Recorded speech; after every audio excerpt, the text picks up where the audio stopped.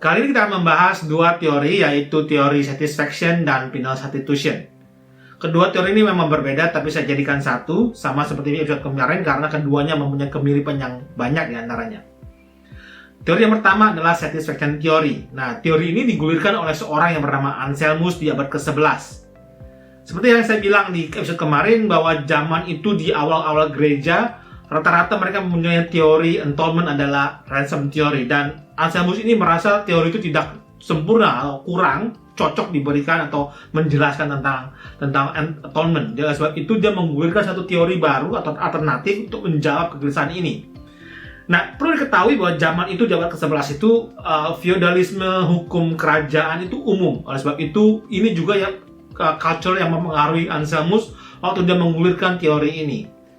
Dia menggambar seperti ini: jikalau ada seorang rakyat jelata melakukan pelanggaran terhadap raja, maka tidak mungkin rakyat jelata ini bisa membayarkan kesalahannya dia itu kepada raja. Karena pertama, levelnya sudah beda, statusnya, kemudian juga dia nggak punya resources untuk membayar kesalahan dia untuk memuaskan raja ini yang sudah dilanggar oleh si raja jelata.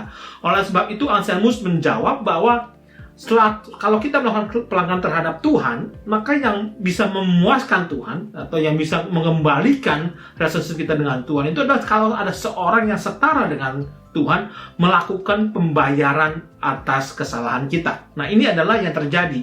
Nah, kalau kita baca ini dengan minggu lalu dengan ransom theory, yang terjadi adalah pembayaran atau tebusan ini diberikan kepada iblis ya di ransom theory.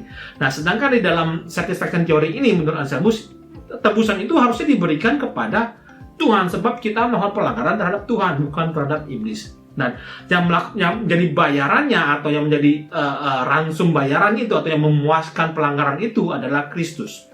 Ya, jadi di sini target pembayarannya bukan kepada iblis tapi kepada Tuhan sebab kita melakukan pelanggaran terhadap Tuhan. Ini adalah teori satisfaction. Jadi yang dipuaskan, yang disatisfy itu adalah Tuhan. Nah, teori kedua ini teori yang berkembang di zaman reformasi dan digunakan oleh bapak-bapak reformasi seperti John Calvin dan Martin Luther. Teori ini bernama penal substitution. Nah, penal substitution artinya penal itu penalti ya, jadi hukuman. Substitution pengganti, jadi pengganti hukuman.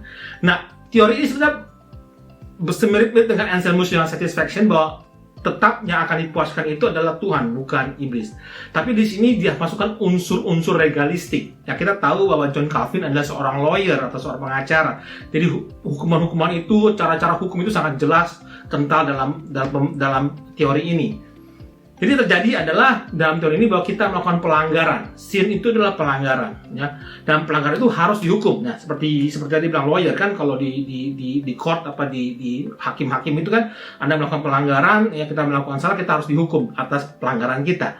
Dan ini yang terjadi di teori ini, bahwa manusia melakukan dosa, melakukan pelanggaran terhadap Tuhan, dan kita harus dihukum. Karena Allah itu adalah Allah yang adil. Jadi kalau kita melakukan kesalahan, kita pasti dihukum. Dan sebab itu Allah sudah siap menghukum manusia terhadap dosa-dosanya.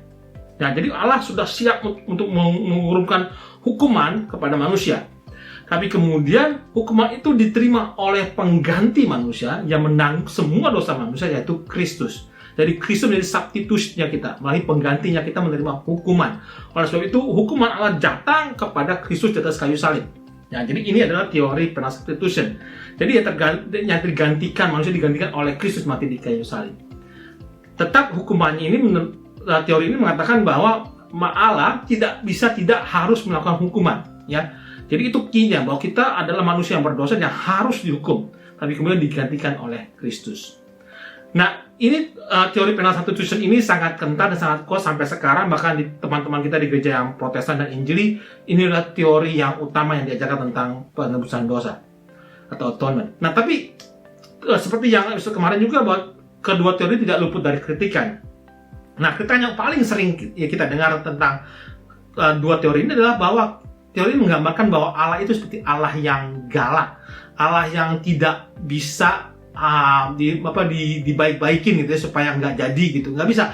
Itu Allah yang galak dan Allah yang pemarah ya, karena manusia melakukan dosa harus dihukum.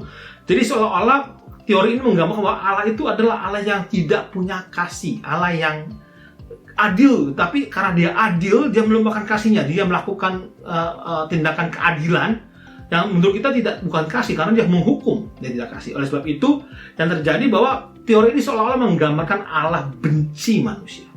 Ya, bukan karena benci, bukan karena cinta, Yohanes 3:16, karena begitu besar kasihnya pada manusia, bukan. Karena begitu bencinya dia manusia, dia memberikan anaknya supaya dihukum, supaya terjadi restorasi. Jadi seolah-olah Allah itu adalah Allah yang garang. Dan ini adalah kritik utama yang diberikan kepada kedua teori ini. Demikian episode kali ini, kita akan bahas lagi episode berikutnya tentang model atoman yang lain. Sampai jumpa di episode berikutnya, Tuhan Yesus memberkati.